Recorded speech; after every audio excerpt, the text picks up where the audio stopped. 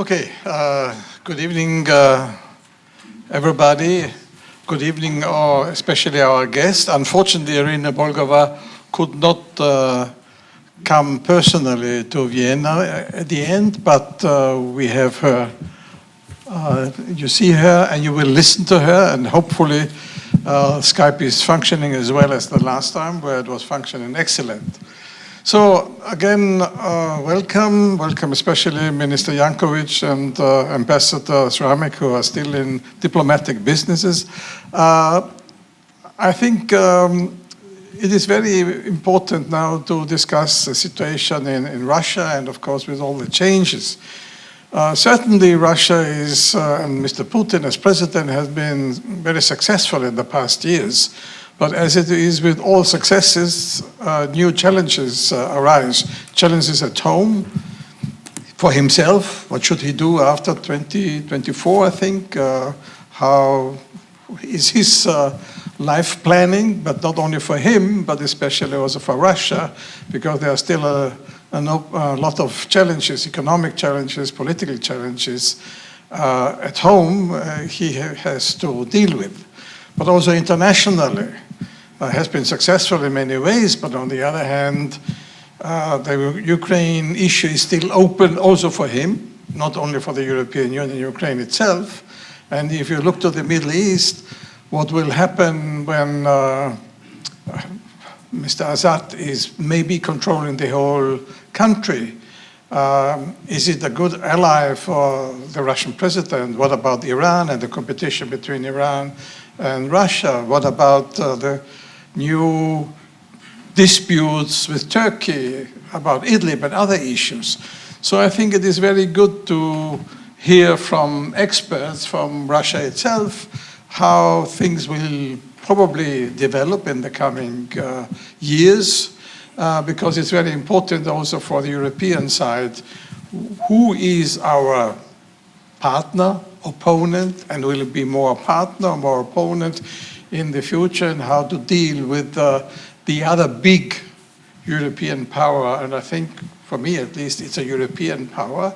And the European Union, of course, has to find a strategy for the future. Mr. Macron, as president, is trying to find new ways of dialogue. At the same time, of course, making it clear that we have to have a strong voice, not soft, but nevertheless, on the other hand, to have the dialogue. Our institute is dedicated always to the question and to the issue of dialogue, because even if we have differences, and we have differences between Russia and the European Union side, it is important to have that kind of dialogue. And again, this is the purpose of tonight.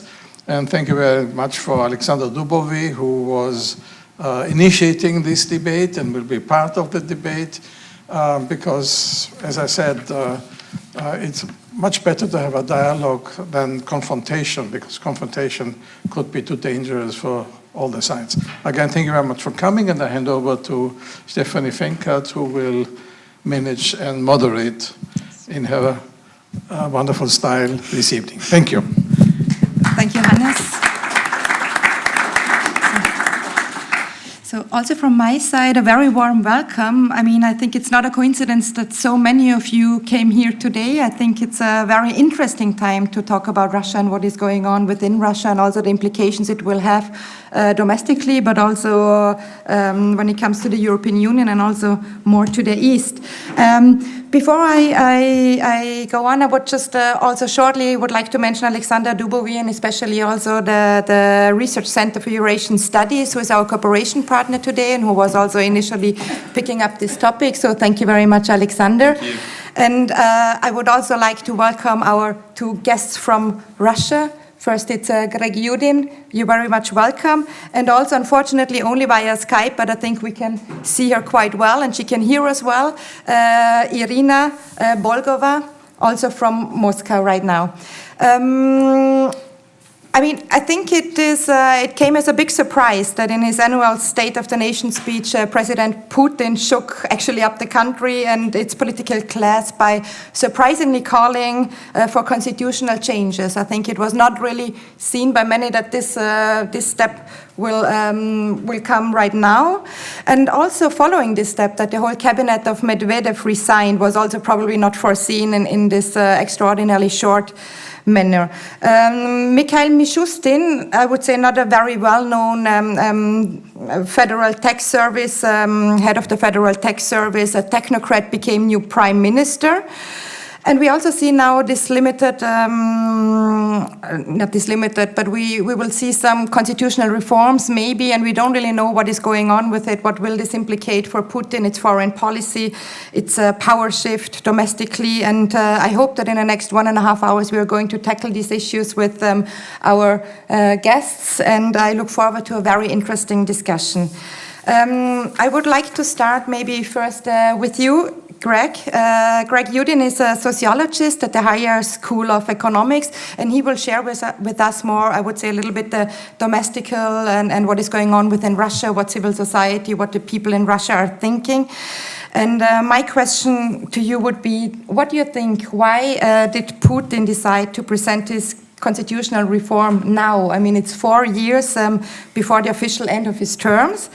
And do you think that maybe also we had quite big protests already last year, I mean, the year before in 2018, like, do you think that this also has an implication that he has the feeling he's losing support, or how legitimate is Putin's Russia nowadays for the Russian public? What would you, if you could elaborate some 5 to 7 minutes about what is going on domestically?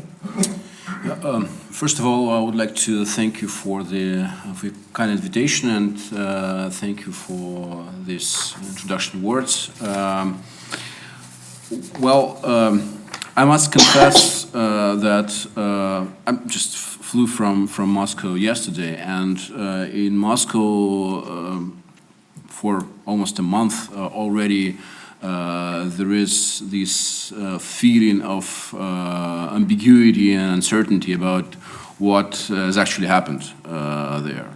So I can represent only in that sense, perhaps, the mood of the elites there in Russia, where there is hardly any clear understanding of where is it all heading.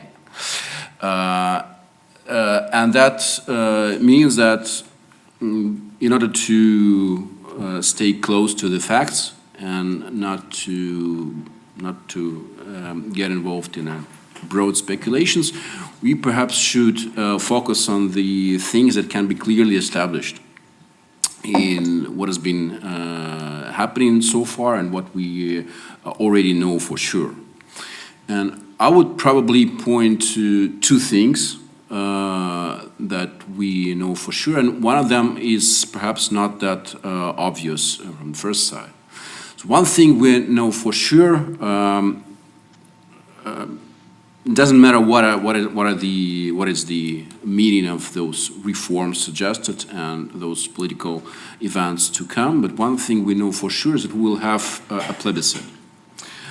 Plebiscite scheduled, so the news came from Moscow today that they're considering to schedule it for April 22nd, which is quite unusual for Russia. It would be the first time that this plebiscite would be held on a weekday, not on a weekend. And that is important just because I think the plebiscite itself is a crucial event for that type of political system. Well, my viewpoint is that Russia represents a very good case of plebiscitary regime. Which means that it is a regime operated through a series of plebiscites. Sometimes they're called elections, but no one really perceives them as elections. Nobody really understands them as elections. They're not meant to be a competition between different political parties or between politicians. they function as plebiscites. That was particularly clear perhaps in 2018 when no matter who ran for the presidency formally, but obviously a plebiscite, an occasion for the incumbent, for the president, to get additional trust from the people. And this is basically how a plebiscitarian system operates. It has a direct connection between the people and the president. And the rest, both the bureaucracy, the parliament, or the branches of power, they actually work in an administrative manner. So there is this direct connection between the president and the people, and for that reason, the president is always above the whole system. So he's basically meant to be the only politician in the country, that also means that politics is the political life is deeply politicized. The dominant perception among Russian people is that politics is a dirty thing, and one shouldn't be engaged in politics. I guess, well, you're perhaps familiar with that because that's a general symptom of liberal democracies all over the world, but perhaps in Russia it can be seen very, very clearly. So the level of political engagement, of political participation in Russia is very, very low, and if you're not forced to participate, there's probably no reason for most of the population to be engaged in politics. So this is how the system works. But when the system relies on those regular plebiscites, it actually means that they have to be frequent enough to provide legitimacy to the political system. And I think that now we're at the point when there are obvious issues with political legitimacy for the leader, and hence in this type of regime for the system, for the whole system. Now can talk perhaps of what are the reasons for that, but generally. It could be seen even back in 2018 during the presidential election, when it was the first time in Russian history and the incumbent, the president, got at least officially got a 50% of the total vote of the total electorate, which means vote for the president multiplied by the turnout. This is essential for the plebiscitarian regimes because they rely on this feeling of the popular support for the leader. Now, if you're not able to get even 50% of the support, which was always the case with previous elections, the legitimacy of the plebiscitarian leader becomes dubious. For that reason, the task was for the first time to get 50% of the vote. Well, actually, they got probably 45 or 46. The rest was, added in a skillful manner. But at least officially, they got 50% of the vote for the president. And that meant an unprecedented politicization of the population. So people who normally wouldn't go to the polling stations were, let's admit it, forced to get there. And many portions of the populations that believe that they are immune from political life suddenly got involved in political life, and they formed their expectations. Of course, they voted for Vladimir Putin. There were no other plausible candidates on the list, but that meant that they did it so in a conscious manner, formed their expectations. And after that, it turned out that those expectations turned into very quickly turned into disappointment for many of those people. First of all, because the government hadn't changed, and then second of all, because of the pension reform, with increasing the retirement age, and that was a huge blow for the system. The ratings for the first time in a long time started falling down. And then it was a series of failures, failed elections of the governors in 2018, then very problematic elections in Moscow City Council in 2019. And now we are at this point when the system actually loses the momentum. This is why, and that's now I'm heading to my main point, the system needs this kind of plebiscite right now at this point. And that might be even more important, at least right now, than the content of this plebiscite. Because nobody is actually sure about what the content would be. That would be a very important political event that will accumulate, it's supposed to accumulate, at least it is supposed to accumulate the support for the president and for the regime. This I think is already a clear attempt at retaking the initiative. And the second thing, so that was the first thing, and the second thing, and I will be very, very brief on that, is that even though there are many explanations and interpretations of what is the point of these constitutional reforms, and I guess we'll be talking about that for a while tonight. But one thing that is probably clear for the elites, at least, for the bureaucracy, is that Vladimir Putin is not going to run for the presidency again. This is the message they've got. Perhaps the only message they've got, because the rest is still pretty much obscure, but this is the message they've got, and we are living already for 1 month under this shared understanding. This is not running again. So these are two, I guess, most important things, and they can explain why, for instance, the strange thing as Constitutional Commission was needed, which is supposed to represent the people without having a Constitutional Assembly. This is something required to change Russian Constitution. So basically, they're changing the Constitution without changing it. And for that reason, we are now having this fake of Constitutional Commission that only gathered once, after which the amendments were released immediately. So basically, they had no opportunity to affect those amendments. So these, I think, are two crucial takeaways so far from what is going on in Russia.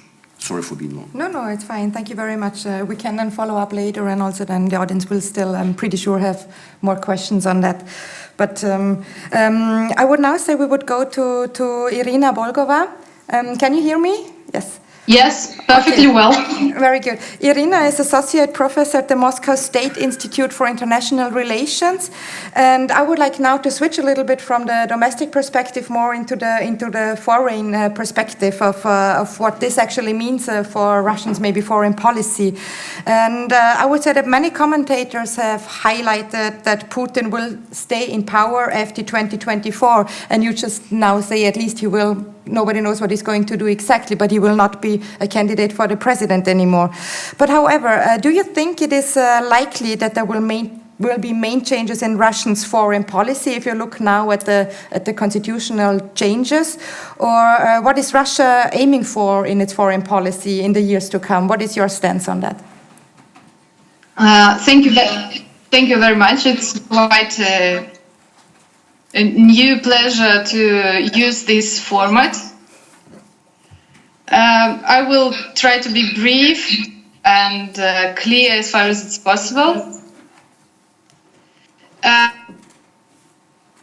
About the changes in the government and the potential implications. No. Can you keep speaking? It was just stopping very shortly. Okay. So, talking about the changes in the government and the potential implications for the foreign policy. we have to underline that the ministers that are responsible for foreign policy, the Minister of Foreign Affairs and the Defense Minister, stayed at their posts. So that would mean that the president is quite satisfied with what's happening. And the second point is that the president is, according to the constitution, the president is in charge of the foreign policy initiative. So as far as Putin is in power, foreign policy will stay as it is. If we look at the official discourse, at the foreign policy concept, we will see that the idea of the continuity of Russian foreign policy is always present. So what is Russia officially and overtly underlining? That its foreign policy is embedded in Russia's history and is like clear and maybe understood by everybody who wants to follow Russia's history and Russian foreign policy. What's interesting about the current period of Russia's foreign policy is that counterintuitively, there is a paradox between the geopolitical stance of Russia and the material basis for the foreign policy. So, according to the realist perspective, the modest share of the global GDP, the technological drawbacks, the demographic stagnation, aligned with the sanctions of the West, should hamper Russia's foreign policy. But we see the opposite. Because as Russia is highly integrated in the global political system and economic system, it sees that its foreign policy as a necessary investment for the future economic and technological development. Russia overtly strives for the so-called just world order that would allow equally beneficial conditions for economic development for all different types of domestic political systems. And that's why, in fact, Russia supports the new types of formats like BRICS or Shanghai Cooperation Organization. The summits of the both will be held in Russia in 2020. At the same time, Russia holds up to the institutional legacy of the previous world order, with the Security Council as a central institution of global governance. And it's interesting to say that in January, President Putin announced that the Security Council 5 should have a meeting in order to discuss the problems of global uncertainty and the threats to further global development. And this appeal was welcomed, for example, by a French president. But however, in the context of this global polycentricity, with the new centers arising, such initiatives do not seem well-timed because they are, well, more or less discriminating these new centers of world order. Thus, well, globally speaking, Russian foreign policy is currently trapped between these idea of preserving the comfortable institutions of global governance where Russia has high status, and with the discussions of the multipolarity and new growing centers. Then, if we look a little bit with more specifics on regional dimensions, then, as it was already mentioned at the very beginning of the meetings, for example, at the Middle East, Russia is currently considered to be the indispensable mediator and is playing with every party involved within the region. I would say that for Russia, the current Middle East situation is very comfortable, as it is a sort of traditional diplomacy where interests and like pragmatism is more important than stable alliances and values and like traditional frameworks. If we look at the Eurasian situation, then we have to mention that Ukraine is still a very complicated issue, and even with the slight changes in December 2019, no one would say that the real changes are possible. Talking about the Russian perspective, I would say that in Moscow there is no clear consensus what would be considered as a success of Russian position. If there is no clear vision of the optimal outcome of the situation, then the politics will be very situative and unstable. Talking about the Eurasian integration project, I would say that it was and it is still important for Russian foreign policy only in the context of its global cloud. So if it gives more advantages to Russia in this global self-positioning, it is interesting for Russian foreign policy. When it is not, then Russia loses interest to the multilateral framework. And currently we see that, in fact, the Eurasian integration discourse is focused on the bilateral relations between Russia and Belarus. Unless we see any positive result within these bilateral relations, we probably will not see any further moves within the Eurasian integration. And in the relations with Belarus, we see that Russia is very pragmatic. So if Russia is paying for the stability of the Belarusian regime, then it wants the loyalty of the regime. If the result is not seen as optimal, then, well, Russia ends to support the domestic political situation. As far as the relations with the European Union, again, Russian position is not changing. I mean, it's not drastically changing. Russia is always promoting the idea of European collective security that would include the actors that are important for the system of collective security. And the idea of the ideal type of Russian foreign policy would be to have the relations with the European Union that is independent from the United States. Well, it's very straightforward, but it's like that. So the main question that Russia has towards the European Union is to what extent the European Union may be independent. Is this question worthwhile or not? That's another type of reasoning. But I think that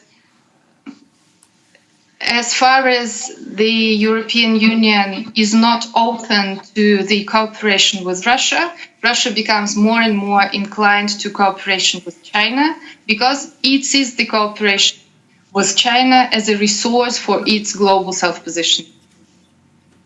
Even despite the fact that in Russia everybody understands the challenges and the threats of the close cooperation with China due to the disbalances, the economic, demographic, and even military insecurity. And my final point would be about the ideological component of Russian foreign policy, because often, included into the discussions about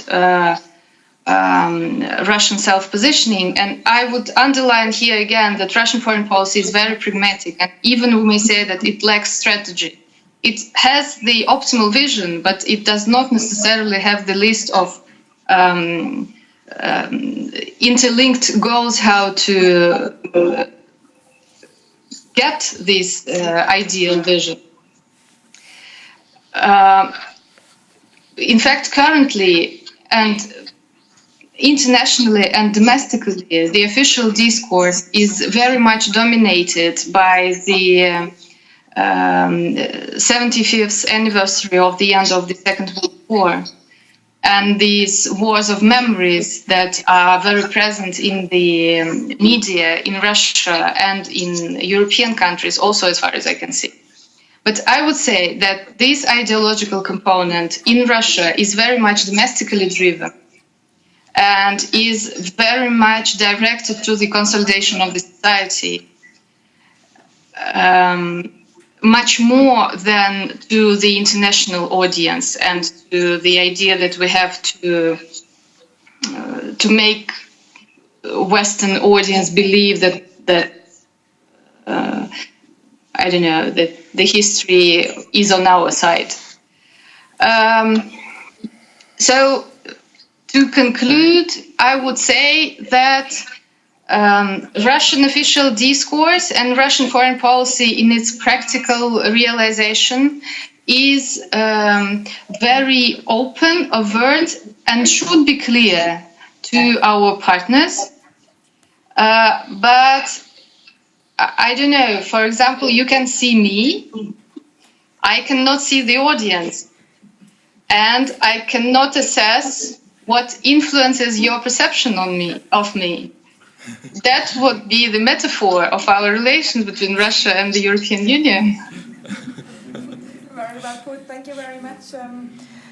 You will also then have the possibility, she will stay with us, you can also ask questions later to her. I think it's very interesting. I mean, you mentioned that the foreign minister stayed the same, the defense minister, so we are going to see mostly a continuity and also that it's Russian foreign policy is based on pragmatism and interest as well. Now let's go back to what has been going on within Russia, and I welcome again Alexander DUBOWY. He's the scientific coordinator of the Research Center for Eurasian Studies and also the head of research of the Institute for Security Policy. So welcome, Alexander. And we already mentioned, and Greg YUDIN also said that it was quite surprisingly what happened with the constitutional reforms. But I would like to go back to the where do I have it? To the title of our discussion, to say, what do you think? How could post-Putin Russia look after Putin? Thank you. Thank you very much it's always a pleasure to organize the events together with the National Institute for Peace. So nice to be here again. I will be talking on the constitutional reform, the possible future role of Putin, but also on the future of the relations between the European Union and Russia. I will not be going into details, so there will be quite a bunch of things to discuss later on. So let's start with the following. So, at least to some extent, we are entering a new phase of Russian politics, which we can call a post-Putin era. So the power system which was created by Vladimir Putin since early 2000s is changing slowly but fundamentally. And the post-Putin Russia is also a reality, at least to some extent, reality just now. But nevertheless, Vladimir Putin keeps all options open till the end. So nobody can tell how Russia will look like after 2024. Probably there will be no fundamental changes on the first glance. But Vladimir Putin will definitely leave and will not stay in his role as president of Russia. But the question is, which role will he choose for him after 2024? And I think that now there's a search for an appropriate position for Vladimir Putin for the time after the next presidential elections, in the spirit of the Deng Xiaoping or Lee Kuan Yew. And even in a post-Putin Russia, Putin will remain for quite a long time. So talking about the constitutional reform, I think since a few weeks, Russia has entered a whole new phase of its transformation. And after Vladimir Putin's announcements in his State of Union speech, expectations could hardly be greater. So in view of his promises to strengthen the parliament at the expense of the president, the former Russian Minister of Finance, Alexei Kudrin, is said to have spoken of delicate steps towards a parliamentary republic. But after we have seen these new constitutional amendments, at least a preliminary conclusion can be the following. So, what do we know so far? All changes that are planned are on a large scale, purely cosmetic in nature. Purely cosmetic. Even the extension of the presidential competences merely confirms the already established constitutional practice so far. So, in the presidential draft law, almost no elements of parliamentary republicanism can be found. Only the announced limitation of presidential terms of office is to come so far. And it immediately, it immediately stands out that the president's powers are not limited by this reform, but are substantially expanded. Substantially. So, for example, in Article 83 of the Constitution of the Russian Federation, litera D1 is included, which grants the president the explicit right to appoint, but also to dismiss the heads of federal bodies, including federal ministers in the fields of defense, security, home affairs, justice, foreign affairs, civil protection, and public security. This was not the case so far. And the only prerequisites for these appointments are just a consultation with the Council of the Federation. Just a consultation, no more than that. So the Council of the Federation will have no rights of whatever, just a consultation. Second, there are at least two quite controversial amendments. The first one is the new version of Article 79 of the Constitution of Russian Federation. So in future, if decisions are taken by international associations, intergovernmental bodies, including those in which Russia participates, for example, European Court of Human Rights, those decisions, I quote, shall not be enforceable in Russia, which are based on an interpretation of an international agreement that is contrary to the Russian Constitution. So what does this mean? It's quite difficult to understand. But Russia retains the sovereignty to interpret the implementation of the decisions of the European Court of Human Rights. So, and this new planned version of Article 79 obviously contradicts the higher ranking norm of Article 15 of the Russian Federation. So let's call it an attempt to square the constitutional circle. If you cannot change Articles 15, just change another norm and you will reach your goal. And the second controversial amendment are the plans to strengthen a body called State Council. State Council is an advisory body to the president, which was established by a presidential decree back in the year 2000. It was just an advisory body. It was planned to change the constitution and to end some new articles on this State Council. So it was said that the State Council will become a very important very central figure in the future political system of Russia. But this is also not going to happen. The State Council will stay just an advisory body, pure advising with the president, and helping the president to exercise his constitutional duties. In this amendment, we will find some references to the future task of this State Council. In particular, to the competence to ensure coordinated functioning and interaction of all the bodies of state power, and to determine the guidelines of the internal and foreign policy of the state.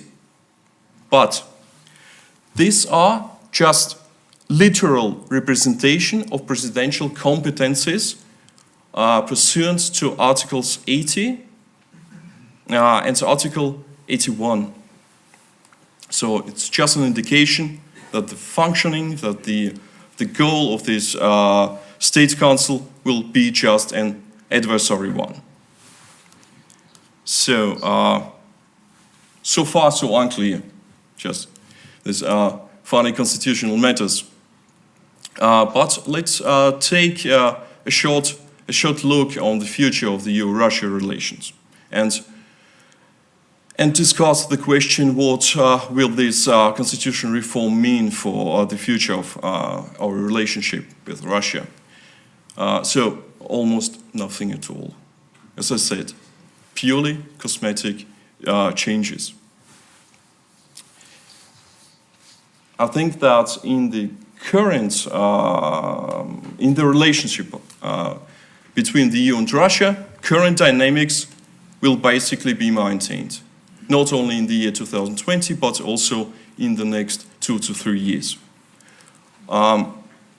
Despite the sanctions, mutual geoeconomic dependencies will remain strong, especially in the energy sector. It's just a fact, like it or not. And it's, in any case, let's call it a strategic decoupling between EU and Russia, which was initiated after the annexation of Crimea and the outbreak of the conflict in the eastern Ukraine back in 2014, will continue also this year, but I think also till the year 2024. The EU will remain divided in its relationship with Russia, and these sanctions will be definitely maintained. And in this way, EU-Russia relations take on quite a hybrid character, oscillating between cooperation, geoeconomic cooperation, and confrontation. And in view of this new modus vivendi, Russia will focus on intensifying bilateral cooperations and relations with EU member states, but not with the whole Union.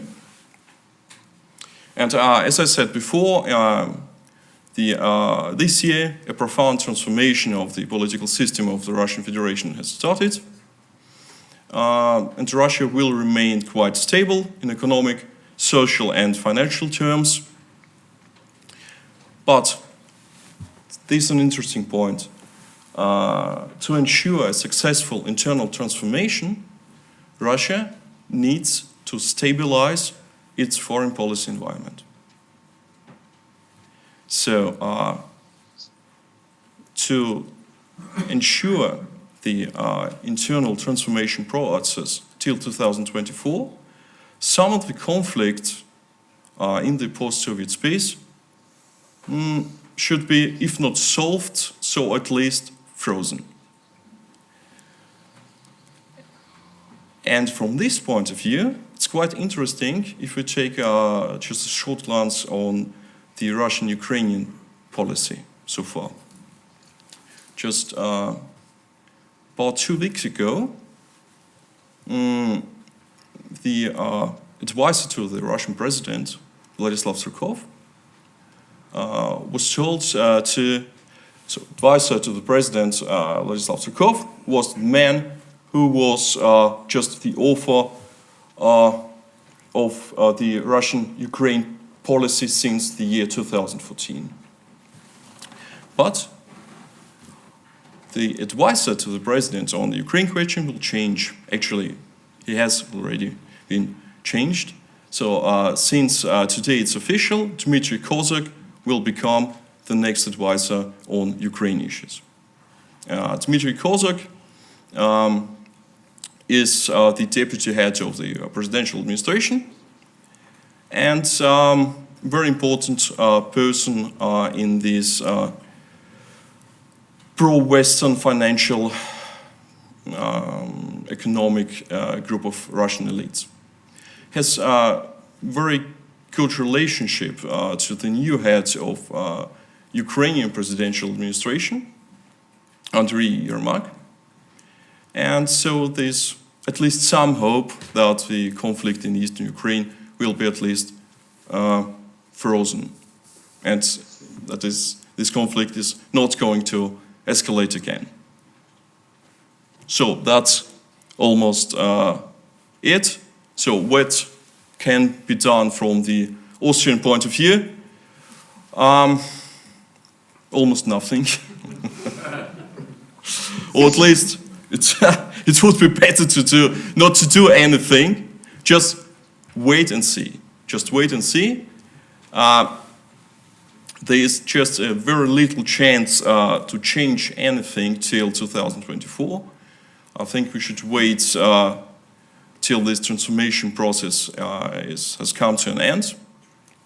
And until this time, Austria should position itself as a reliable partner of, within the European Union, and any active mediation, just no active mediation whatsoever.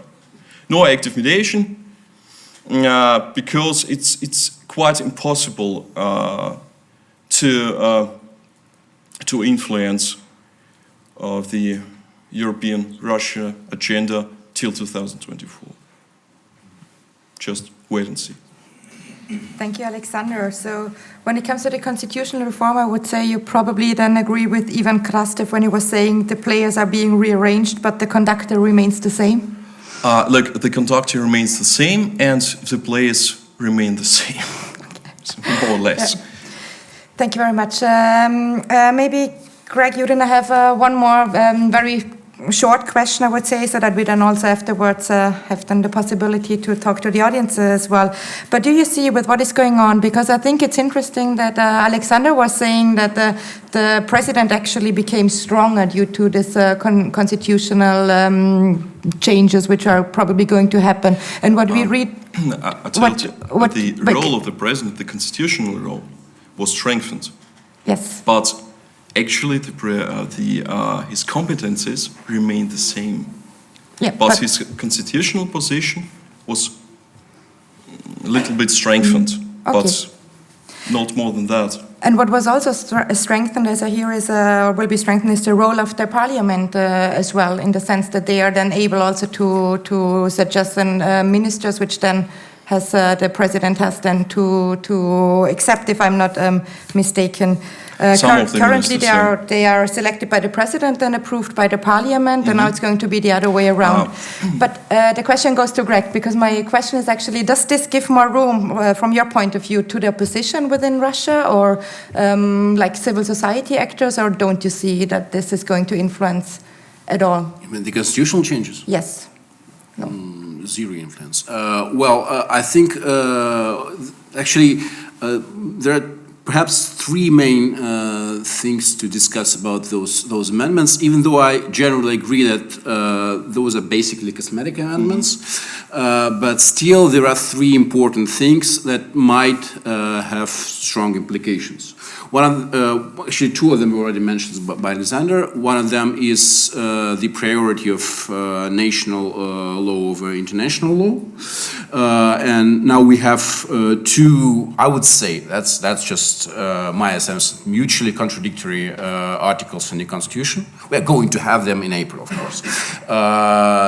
Mutually contradictory articles of the Constitution. One of them declares the superiority of the international law, and the other one says, well, if we don't like international law, then national law applies. That's number one. And number two is the State Council. I think it is important, and it has, at least potentially has a very wide area of competences. Actually coincides with the competence of the president, and even though it is going to be mentioned now in the Constitution, it is not clearly defined, and that is at least an opening for a completely independent body mentioned in the Constitution but not regulated under the Constitution. So basically this is at least possibly a body that represents nobody but has a lot of power under this Constitution, this new project of Constitution. And now the third thing, and that deals directly with the issue of the opposition, is the distinction or the division between the state power and the local power. So those things, according to Article 12 of the Russian Constitution, are held independent. So local power, municipal power, is independent from the state power. Now that created a lot of issues for the state recently, particularly in 2019 during the Moscow Parliament campaign. Because in Moscow we have a real new wave of young politicians, pretty young politicians, who are employing, who are using the grassroots techniques, and those are democratic politicians who are popular enough to get elected onto the municipal bodies, and now they are obviously popular enough to get elected into the Moscow City Council. And for that reason we had this long and very problematic campaign. We can discuss it if there would be any interest in that. But obviously this is perceived as a threat for the unified system of state power, and for that reason now they've introduced, once again, they cannot change Article 12 nor Article 15 without changing the whole constitution. So for that reason they introduced the concept, once again undefined, but they introduced the concept of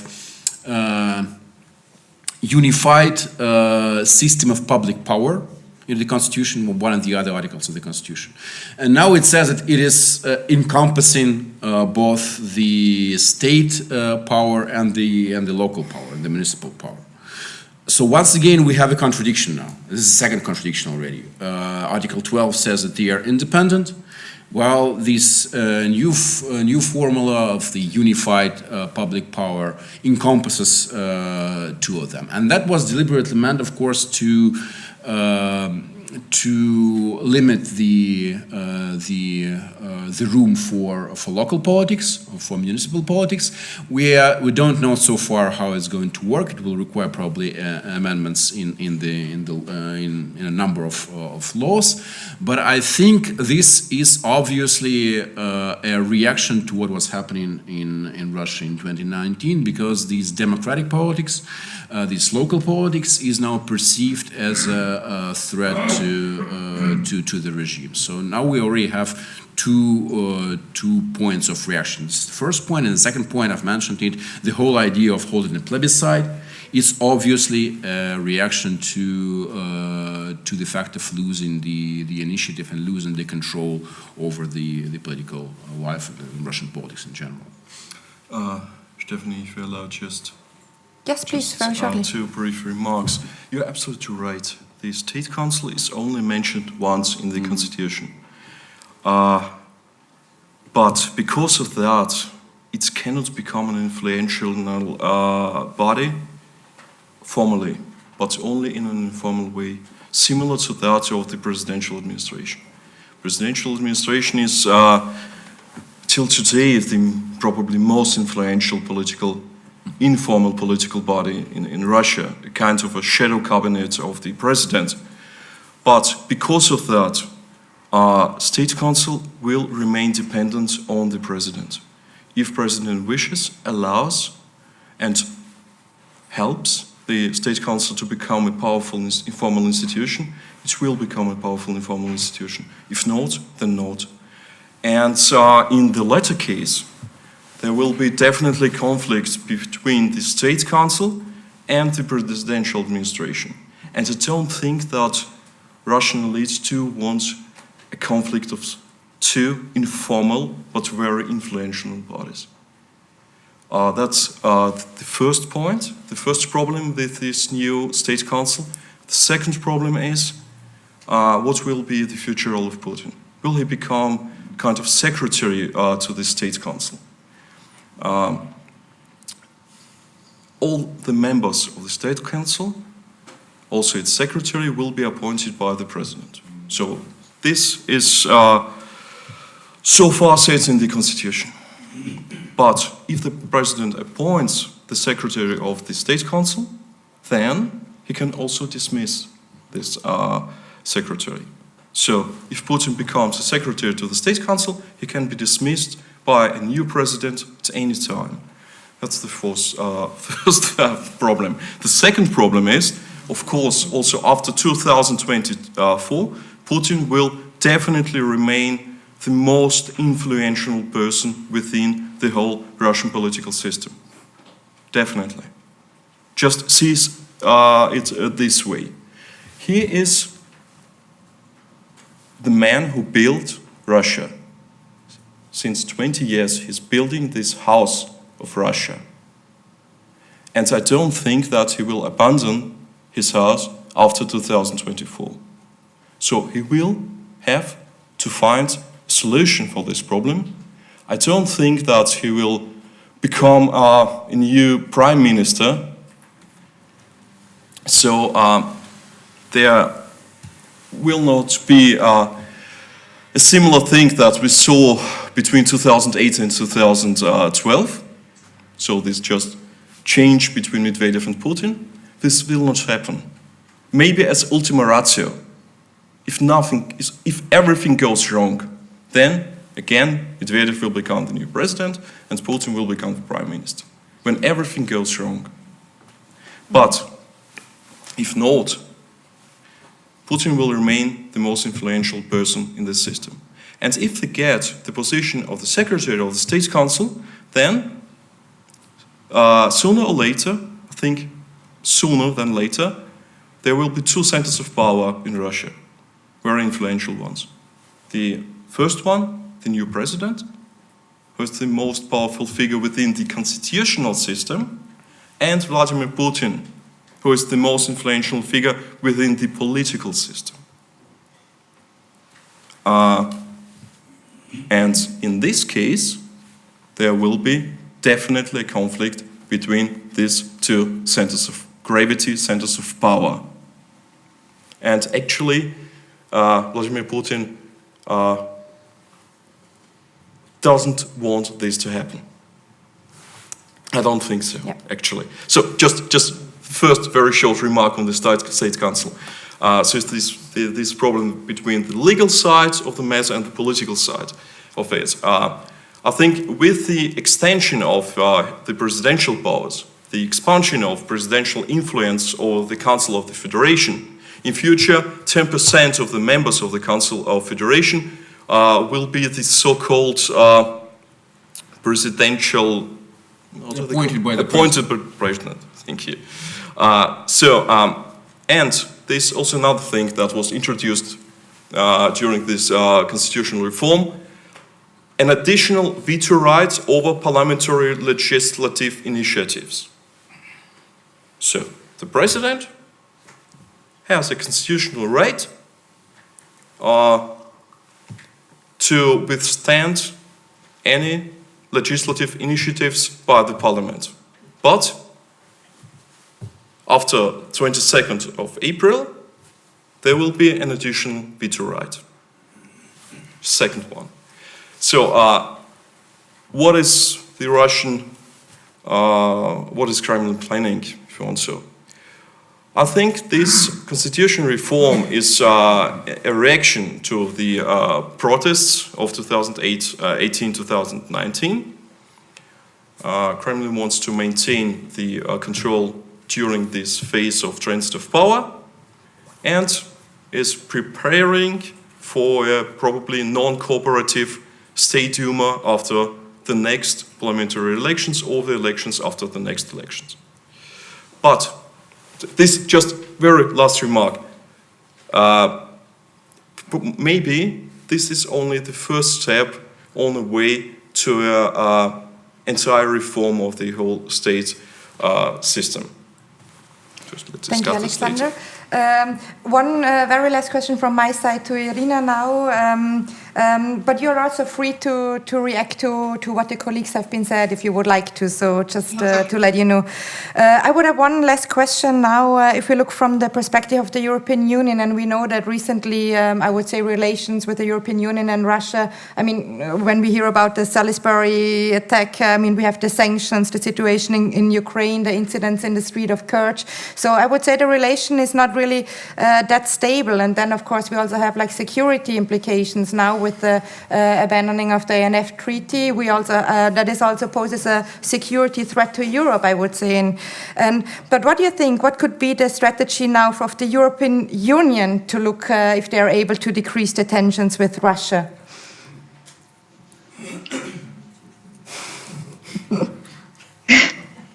If I can advise to the European Union. Yes.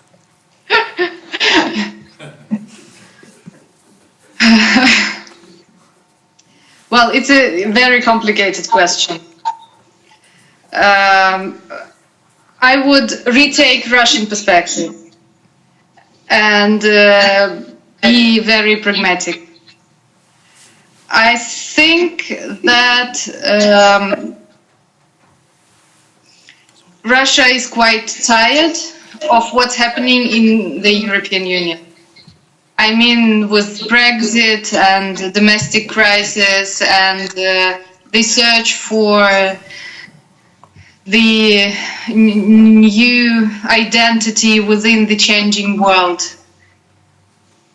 including the relations with Russia, the inconsistency of the position towards Russia, because of course, we all know the controversies within the European Union, despite the fact that there is a consensus about the sanctions.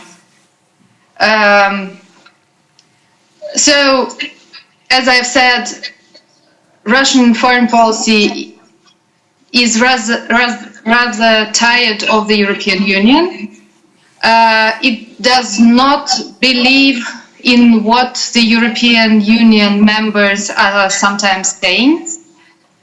I mean, in trying to be more favorable to Russia than the rest of the European Union.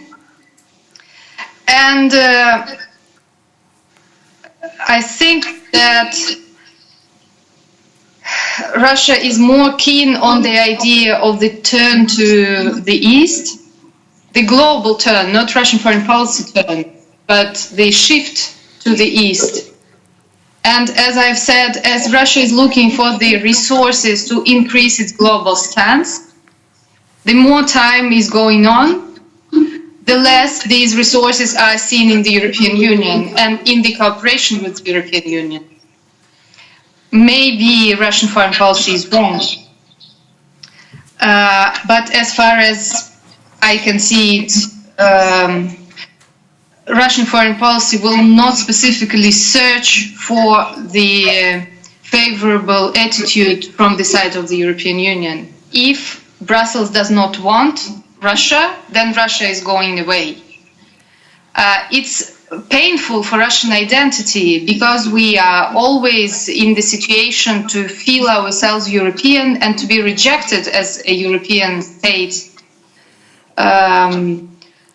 But it is a result of the latest years of our relationship with Europe. Thank you very much, Irina. I would now suggest to go into the audience and please raise your hand if you have a question. And yes. No question? Yeah. Okay, there's one first. If nobody else, then of course, the first thing is on the constitution. Nobody says that there will not be another change of the constitution and the strengthening of the state council, or Putin is powerful enough to be the secretary or chairman of the state council and have power beyond the legal possibility of a new president to attack him. It was like when Medvedev was president. So I think it's not the end of the game. And when I agree very much with what Greg Yudin said about the plebiscite, then you have this direct relationship with the citizens. If that can be continued, then Putin will be strong even after 24, whatever position he will have. Of course, he must have some formal position, but some changes are possible. So I think it's not worthwhile to think too much about the present new structure if we don't know if it's the one. Putin couldn't have a real change in the constitution, because then he would diminish his power already now. He will not do that. If he would do it, would be afterwards. But may I ask to IRINA, the situation in the Middle East is, as you said, Russia for the moment is able to speak to everybody, but that means also it has some, she has also some relationship, some responsibility. Responsibility, for example, towards Israel, in keeping away Iran forces too much. So my question would be, first of all, what was internally the feeling when General Soleimani was killed? Was Russia in some way happy because that means a reduction of influence of Iran, of some troops of Hezbollah and so on in Syria, because that makes it easier for Russia to have a balance between Syria on the one hand and Israel on the other hand. So what was the feeling there? Secondly, now about the situation with Turkey. Is that a small dispute now about Idlib, or may it be a longer term? Maybe you can a bit develop that kind of situation which may arise in the coming years in the Middle East if the position of Russia, to be able to speak to everybody can be kept, or new conflicts may arise. Thank you. Maybe you can answer directly as long as there is no other question for now. Irina? Yeah, sure. Then we have... So unfortunately, I'm not a specialist on the Middle East affairs, so I may talk rather generally. But the issues that you were mentioning, the responsibility before our traditional partners and the way how the alliances are structured in the Middle East, well, I think that Russian foreign policy accepts it as a current situation. I mean, talking about Turkey, after our airplane was shut down by Turkey several years ago, everybody understands that Turkey is not an ally in this European understanding of the term. It is the necessary partner for each situation when we need some balance. Your question about Idlib is really very acute, because as far as I can see it now, Russian foreign policy is not very happy with what is happening. The assumption was to have a little bit more strong and stable cooperation with Turkey on Middle East affairs, and now we are really very fragile, I would say. But still, as the politics is really very pragmatic, then it will be continued like that. Having balances between everybody, maybe some sort of shadow diplomacy. in particular if we are talking about Israel. Thank you. We have another question over there. Maybe you can indicate to whom your question is addressed and who you are.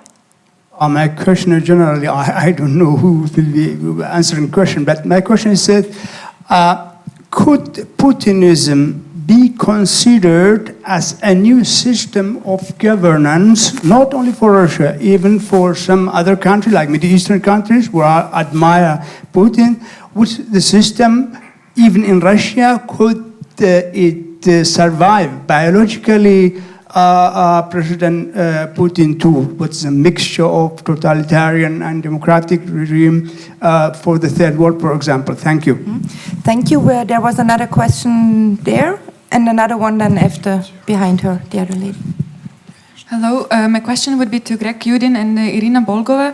I would like to ask about Ukraine and how much it is still present in the Russian discourse in general. Like, what do people talk about it at all? Is there any specific issues that they look at? And the second question would be also about President Zelensky. If how is he perceived by the public and also by the elites? Thank you. Yes, hello, Narvanaga. So I had a related question about the public opinion to Greg. What are the public opinion towards the Ukraine conflict? And I would add also towards the Russian activities in Syria and in the Middle East. Then for Irina, it's interestingly that you say that, well, basically Russia the last 5 years is trying to go away from Europe towards the China, but honestly, I have no evidence, or you can provide some facts that this going to China has given any benefits, economical benefits for Russia. I know that there are lots of attempts. Yes, and to Alexander, I have the question about, as you are such a good expert on Russia, about social economical situation in Russia, because if we speak about public opinion, social economical factors are the driving force behind every voting and incentives in the public. So, and Putin in last years is trying very much to come up with some strategy for the social economical situation improving. Do you see any developments in this regard? Because also that will be on agenda in 2024. Thank you. Thank you very much. Who would like to start? Maybe Greg. Greg, yes. Please go ahead. Yeah, thank you. First, the system question. Actually, a very good one, because we have a lot of discussion of how imperfect Russian system is, called by political scientists a hybrid regime, an imperfect regime. Well, my view is the opposite, actually. This is a very good combination of different principles, very stable and robust, and I think it is proved to be so stable just because it exploits the vulnerabilities of liberal democracy. Well, on the one hand, it relies on a democratic procedure, which is elections and regular voting, and it uses it skillfully to create the popular legitimacy, which is very important for liberal democratic regimes. Well, of course, this is where democracy ends, and all other democratic institutions are, of course, suppressed. But the same can be said, at least to a certain extent, of many other liberal democracies. And the general electoralization of politics is one of the major concerns for political theorists nowadays.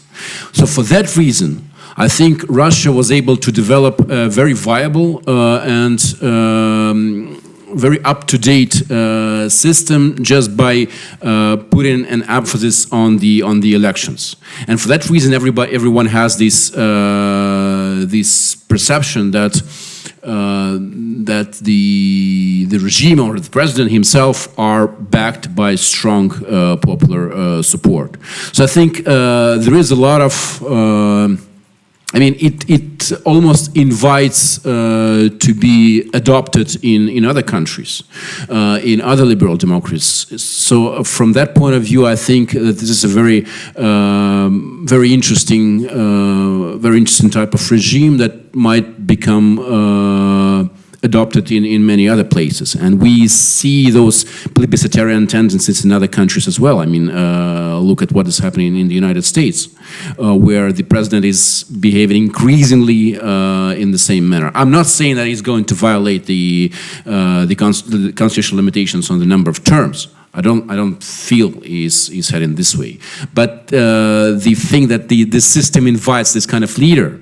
Oh, the same thing can be seen once again in France, where after the election of current president, many people were comparing him to de Gaulle. And de Gaulle is, of course, a very good example of Caesarist leader. So I think this tendency towards Caesarism is a very important tendency within liberal democracies. You can just see how it has evolved in Russia. So from that point of view, Russia is not an imperfect regime, but perhaps the next step for many liberal democracies, or at least a reflection of one of the important tendencies. But having said that, I would add that there's still a very interesting reality check for this system. We already mentioned that we have a certain ambiguity in this system. First, Vladimir Putin is not running for presidency again.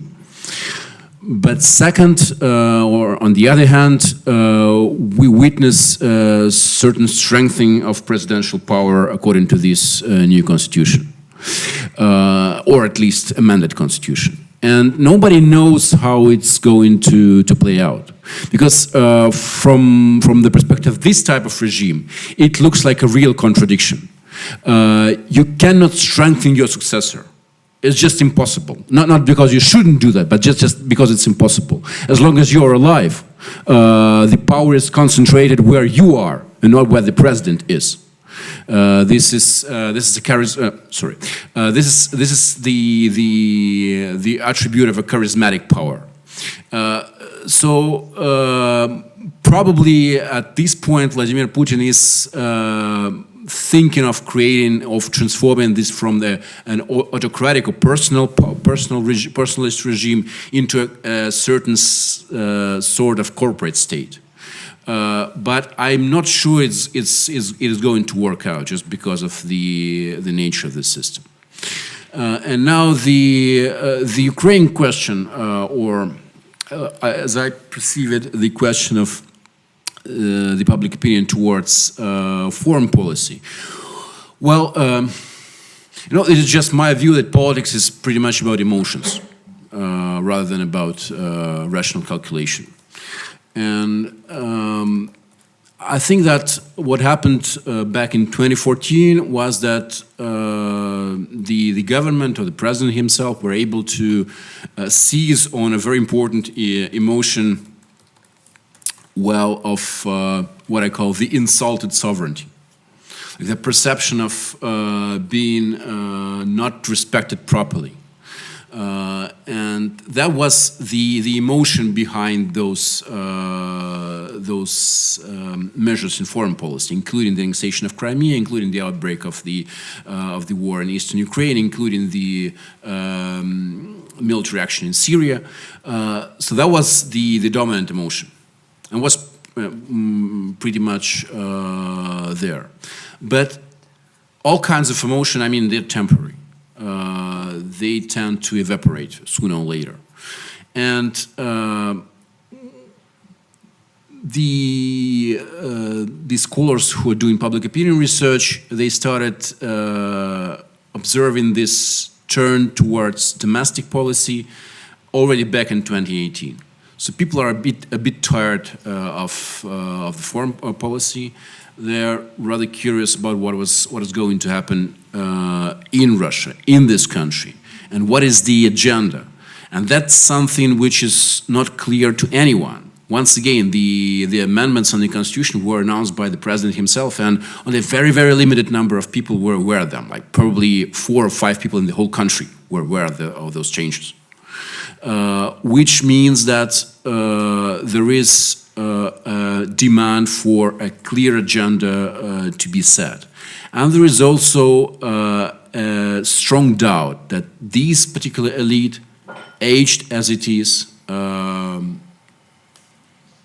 pretty much trapped in the past, in the Soviet history as it is, that this elite is able to do that. So there is both a demand for consistent domestic policy, but at the same time a serious doubt that these elites is well situated to do that.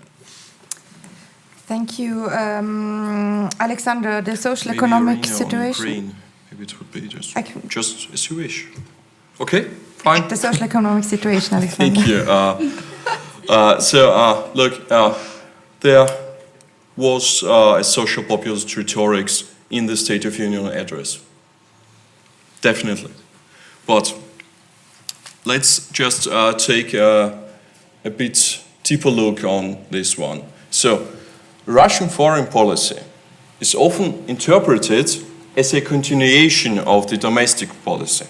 So it's often said that military interventions are means for raising the political rankings. But in reality, it's just an opposite of that. Vladimir Putin's domestic policy is a continuation of his foreign policy. So to understand his economic policy, we should understand the main purpose of his foreign policy. And the goal of his foreign policy can be called a counter-revolutionary and restorative one. So the primary way to restore the lost positions is to carefully avoid the mistakes that led the Soviet Union to a geopolitical loss. And one of these reasons, actually the main reason, was an economical collapse of the country. And because of that, Vladimir Putin is, let's call it a spontaneous or rather an intuitive proponent of market economy. He considers capitalism as the foundation of Russia's security and competitiveness. And in the end of the day, as the foundation of successful foreign policy. On the one hand, he's quite skeptical about the big owners, about the oligarchs who emerged in the 90s. However, he's not a social populist. He had not done what was expected by almost the majority of the Russian citizens. He had not annulled the results of privatization and had not returned to the state-led economy, just it was the case in Belarus or in some other countries of the post-Soviet area. So, and he's not pushing a social state within Russia. So a bloated social state is too expensive and undermines Russia's global competitiveness from his point of view. And because of that, such measures as fixed prices for basic goods, early retirement, increases in wages and pensions at the expense of the state are not going to happen, although these changes, these reforms are desired by the population. So financial security is considered more important than political ratings. But Putin is ready for social spending when it's not just to support the consumption or his popularity. So whenever the support is directly related to the topic of security, he will do that. So, for example, the maternity capital. So that's actually it. Don't know if you like it or not. Thank you, Alexander. And the last word goes to you, Irina. The question is still, I mean, maybe on Ukraine it was, the question on Ukraine is still open, and then on Russia and China. Mm-hmm. Yeah, I would completely agree with Greg on what he said about the Ukrainian issue in the perception of Russian public opinion and, in fact, in the media and in the discourse, as it was very sharp emotionally in the first years of the conflict in Ukraine and over Ukraine, it was really very fatiguing and not possible to continue the same level of emotion. And that's why, as far as currently the conflict is more or less frozen, so there is no triggering events that would renew the emotion, then the perception is rather calm, if I may use this word, to this very situation. I mean, I can hear Ukrainian language in Moscow, so there are some people who are, for several reasons, are coming to Russia. I know that Russians are going to Ukraine even if the number of visits diminished crucially. But I would not say that this issue is really important for the domestic social or political relations, and it's not really present in the official or non-official discourse. As far as Russia-China issue is concerned, when I was talking about Russia's inclination towards China as a reaction to the crisis in the relations between Russia and the European Union, I was trying to underline this symbolic effects of Russian foreign policy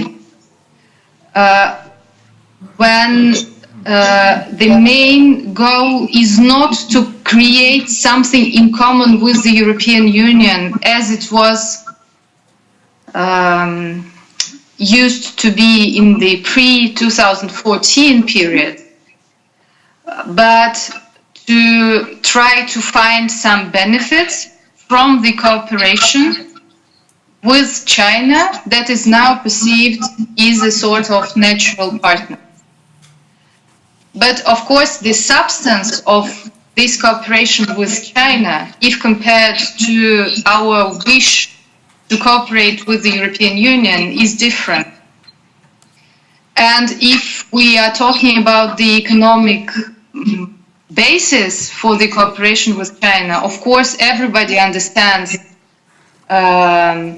the asymmetry in demography, in economic power, in the structure of mutual trade, and of course Russia understands the challenges of becoming not a junior partner, but a sort of dependent partner of China. Even if we take one example of the Power of Siberia pipeline that started to operate from Russia to China, the gas pipeline, we may say that on the one hand, it is a means of diminish Russia's dependency of energy cooperation with the European Union. On the other hand, it's just one next apple in the basket of our dependency on economic cooperation with China. But the current global structure, regional structure is like that. And so as policy is the art of possible, then Russian foreign policy is doing what's possible currently. Thank you very much, Irina. And Just a short follow-up. yes, please, Greg, very much. Just because I think it's important. Well, it's actually about Zelensky. I have no quantitative evidence, no statistics about that, but I have some qualitative evidence from the research we did last year. And it seems to me that the figure of Zelensky has actually resonated with the younger portions of Russian population. It's because it's a completely different type of leader. He's younger, he's a comedian, he's democratic, he's public, he's open. And that has landed very well with some portions of Russian population, particularly particularly youngsters. And there is a general cleavage, which could be seen last year in 2019 during those Moscow protests. When asked about the attitude towards those protests, both Muscovites and Russians in general, first of all, they were, well, that was split. Roughly like 30% positive, 30% negative, and like 40% neutral. But that was strongly correlated with the age. Strongly correlated, so the level of at least sympathy towards protests was much higher among the youngsters, just probably because they would like to see a different type of politics, different style, different political style. And then was strongly correlated to the media consumption. Those who are still dependent on state TV, they are mostly elderly people, and they tend to support the government and to resent the protesters no matter what they are demanding. Whereas those who are less dependent on state TV, or at least who have multiple channels of information, consume information from multiple channels, they tend to be younger and they tend to be more sympathetic to these kinds of movements, and that I think has something to do with the figure of Zelensky as well. Thank you very much. I think we are now at the ending of our event. Maybe just very, very shortly to conclude, I can say that we can all agree that at least Putin was surprising us and the world again. However, changes are not going to be happening in a substantial way. There is not really more room for political competition, and the legitimation of the regime lies upon these also frequent plebiscites, as you have been arguing. When it comes to foreign policy, we see the ministers are still the same, so foreign policy will be continuing in the sense that it has been in the last year. It's based especially on pragmatism and interest, and Russia would probably prefer the European Union to be a bit less independent on the US in order to keep up better relations. Otherwise, it could be in the future that it turns a little bit more towards the east. Thank you very much, especially for our guests, especially for Greg YUDIN, who came from Moscow, especially for IRINA, who took her time to be sitting there for 2 hours talking to us, and of course also to Alexander, who has been also part of the organizing team. A special thanks to all of you for coming and for being interested in these topics, and I wish you a nice evening. We still prepared a glass of water or wine outside. You can still ask the question you wanted to raise right now, so please feel free, chat a little bit with each other, and otherwise get home safely, and yes, maybe a big hand for our speakers, and enjoy the evening. Thank you very much.